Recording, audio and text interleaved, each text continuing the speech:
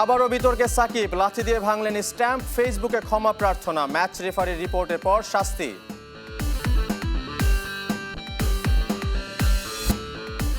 সাকিব কাণ্ডের পরও জয় পেল মোহামেডান, ডিএল মেথডে আবাহনীকে হারালো ৩১ রানে, জয় পেয়েছে প্রাইম ব্যাংক, গাজী গ্রুপ। আজ থেকে শুরু ইউরোর ১৬তম আসর, স্পটলাইটে রোনালদো, লেভানডোভস্কি, এমবাপ্পে। উদ্বোধনী দিনে মুখোমুখি ইতালি, তুরস্ক।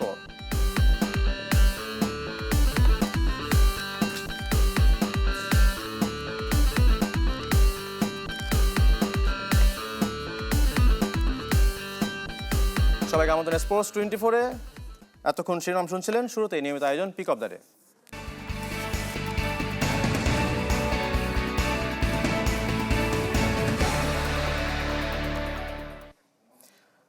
আবারও বিতর্কে জড়ালেন সাকিব আল হাসান। ঢাকা প্রিমিয়ার লিগে আবাহনীর বিপক্ষে ম্যাচে আম্পায়ারের সিদ্ধান্তে ক্ষিপ্ত হয়ে লাথি দিয়ে স্টাম্প ভাঙেন মোহামেডান অধিনায়ক।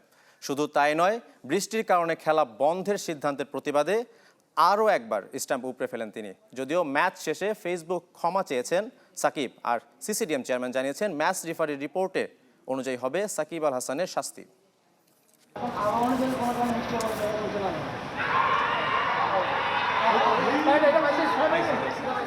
বিতর্ক কি সাকিবের পিছু ছুটে, নাকি বিশ্বসেরা নিজেই বিতর্কের সাথে জড়িয়ে পড়েন? শেষ কবে শেরে বাংলা দেখেছিল এমন অপ্রিয় ঘটনা? মাত্র দুদিন আগে বায়ুবাবল ভাঙায় সতর্ক করা হয়েছিল, এবার মেজাজ হারিয়ে স্ট্যাম্পের লাথি মেরে আলোচনায় সাকিব। কে বলবেন ক্রিকেট ভদ্রলোকের খেলা? আবাহনী মোহামেডান ম্যাচের দ্বিতীয় ইনিংসের পঞ্চম ওভার, সাকিবের স্পিনে মুশফিক ব্যাক টু ব্যাক হাঁকিয়েছেন ৪ ছক্কা। শেষ বলে আম্পায়ার ইমরান পারভেজ এলবিডব্লিউর আবেদনে সাড়া না দিলে মেজাজ হারান সাকিব। আবাহনী বলেই কি আম্পায়ারের এমন সিদ্ধান্ত? পরের ওভারে আসেন শোভাগত হোম। আবাহনীর স্কোর ৩ উইকেটে ২১। বৃষ্টি বিড়ম্বনায় আম্পায়ারের ম্যাচ বন্ধের সিদ্ধান্তে আবারও দেখা মিলে সাকিবের ক্ষিপ্ততা, উপড়ে ফেলেন স্ট্যাম্প।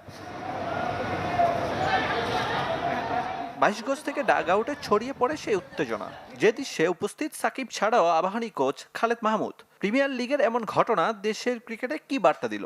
ম্যাচ রেফারির রিপোর্ট পেলে সাকিবের বিরুদ্ধে ব্যবস্থা নিবে সিসিডিএম। এখানে প্লেইং কন্ট্রোল টিম আমাদের যেটা আছে, যারা দেখে PCT, which is basically match referee, match umpires, তারা একটা রিপোর্ট দেবে। আমরা এক্সপেক্ট করছি আজকে রাতে রিপোর্ট আসবে। সব রুলস কিন্তু আছে, মানে when you break the rules or anything, কোনো যদি ইয়ে হয়, whatever comes will act accordingly. These are professional players, these are international players of Bangladesh. This is not the kind of example we want to see. ম্যাচে শেষ পর্যন্ত জয় পেয়েছে মোহামেডান, বোধোদয় হয়েছে সাকিবের। সামাজিক যোগাযোগ মাধ্যমে দুঃখ প্রকাশ করেন। সঙ্গে আবাহনীর ড্রেসিং রুমে গিয়েছিলেন মোহামেডান অধিনায়ক। সে আম্পায়ারের কাঁধে হাত রেখে আলাপ আলোচনায় মাতেন। তাতে কি কলঙ্ক মুছে যাবে বিন্দু মাত্র? কমবে কি শাস্তি? আরিফুল ইসলাম, চ্যানেল 24, ঢাকা। সাকিবের বিতর্কিত কর্মকাণ্ডের দিনে আবাহনীর বিপক্ষে ডিএল মেথডে ৩১ রানে জিতেছে তার দল মোহামেডান। হেরে পয়েন্ট টেবিলের ২-এ আবাহনী, মোহামেডান ৪-এ। লেজেন্ডস অফ রূপগঞ্জকে ১০১ রানে হারিয়ে পয়েন্ট টেবিলের শীর্ষস্থান ধরে রেখেছে প্রাইম ব্যাংক। আরেক ম্যাচে শেষ বলে প্রাইম ধলেশ্বরকে ৩ উইকেটে হারিয়েছে শেখ জামাল।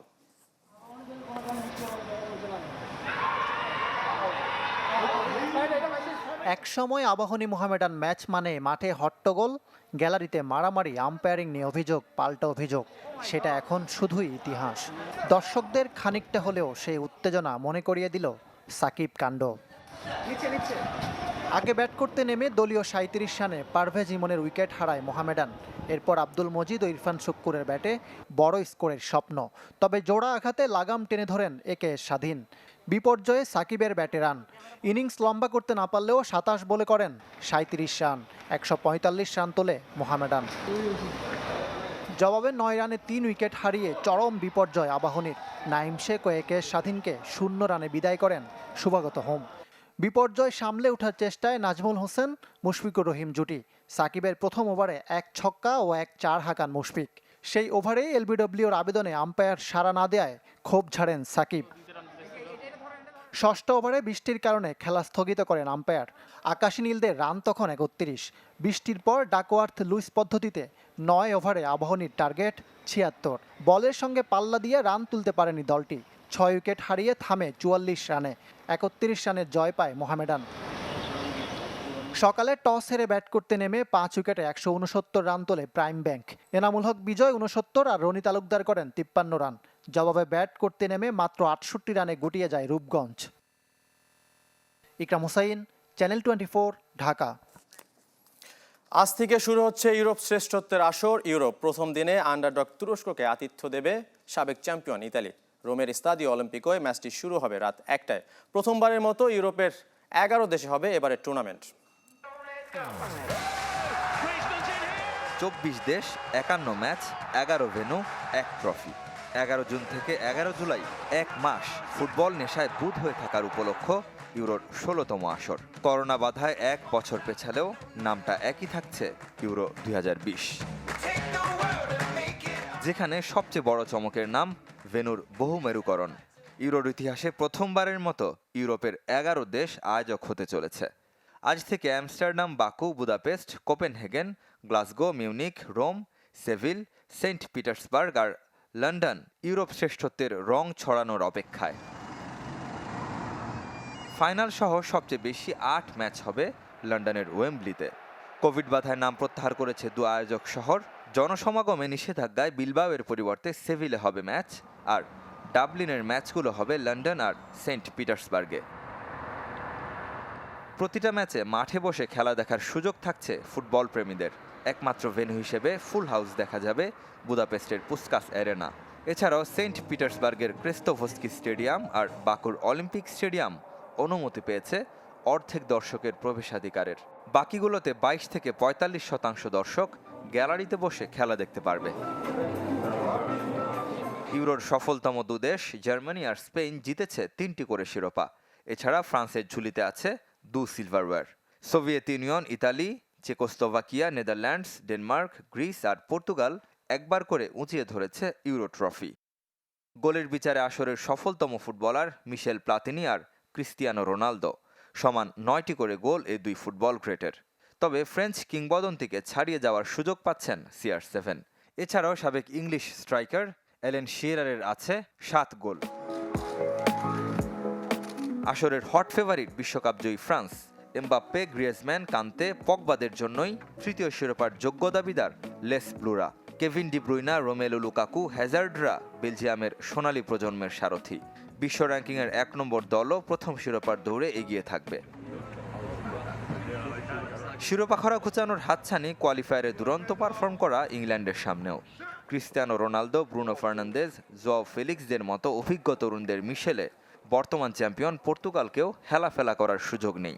এছাড়াও ইতালি, জার্মানিদের মতো জায়ান্টরা নামবে শিরোপা পুনরুদ্ধারে। উদ্বোধনী দিনে তুরস্ককে আতিথ্য দেবে ইতালি। প্রস্তুত স্তাদিও অলিম্পিকো। সাক্ষী হতে চলেছে ১৬,০০০ দর্শক। ১০ ম্যাচের সবগুলোতে জয়ে বাছাইয়ের সফলতম দল আজুরিরা। টানা ২৭ ম্যাচ ধরে অপরাজিত মানচিনি শিষ্যরা। যথারীতি ১৯৬৮ আসরের শিরোপাজয়ীদের শক্তির জায়গা বনুচ্চি কিয়েলিনিদের নিয়ে গড়া সেন্ট্রাল ডিফেন্স। সিরিয়ায় ২০১৯-২০ মৌসুমের গোল্ডেন সুজয়ী স্ট্রাইকার সিরো ইমোবিলে আছেন দারুণ ফর্মে। বিপরীতে বাছাই পর্বে ফ্রান্সকে হারিয়েছে তুরস্ক। গ্রুপে দ্বিতীয় স্থানে থেকে ইউরো নিশ্চিত করেছে দ্য ক্রিসেন্ট স্টার্স, যাদের মূল ভরসা বোরাক ইলমাজ, কেনান কারামানদের মতো স্ট্রাইকার। সব মিলিয়ে ইউরোর প্রথম দিন থেকেই জমজমাট লড়াইয়ের প্রত্যাশায় ফুটবল বিশ্ব। রেদওয়ান শুয়েব, চ্যানেল 24।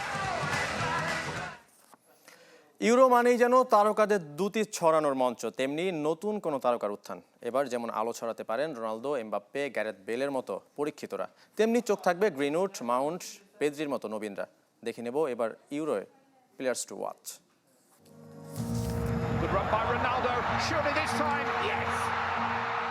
ক্লাব কিংবা জাতীয় দল, উপলক্ষ যাই হোক, বরাবরই স্পটলাইটে ক্রিস্টিয়ানো রোনালদো।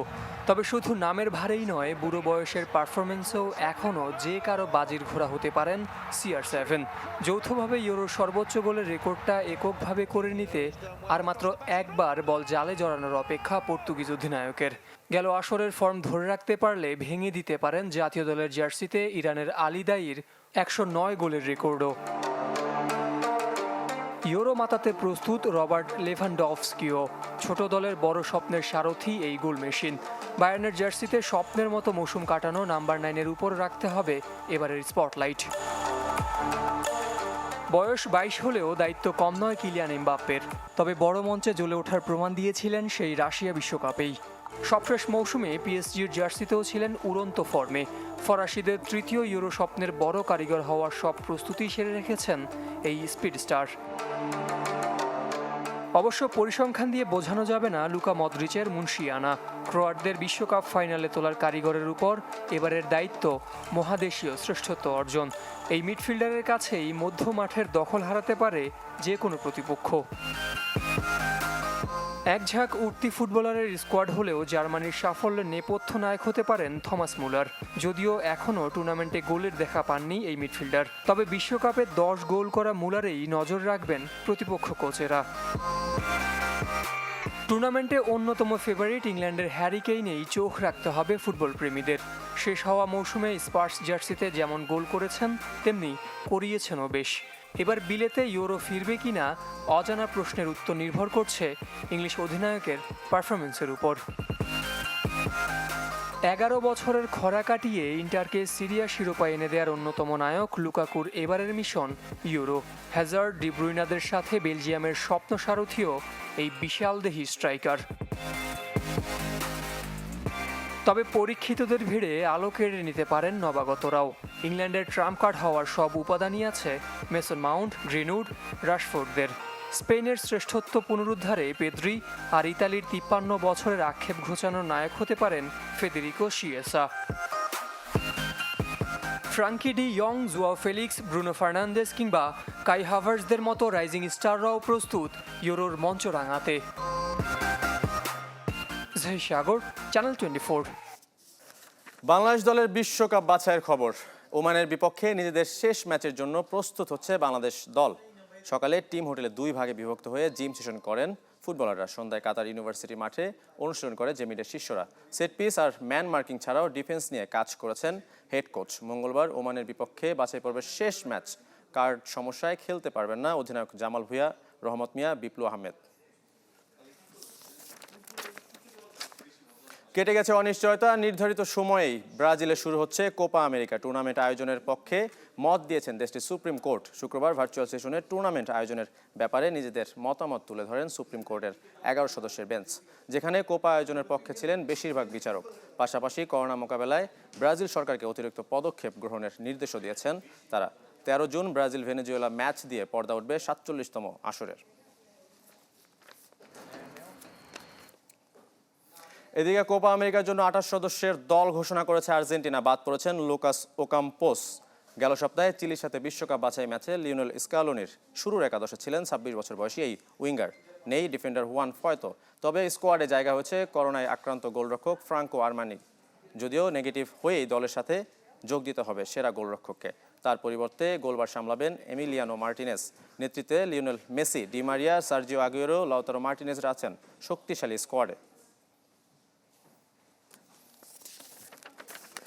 আর্চারি খবর জানাবো। Asia Cup World Ranking Tournament Stage 1-এ 2 রৌপ্য সহ 3 পদক জিতেছে বাংলাদেশ।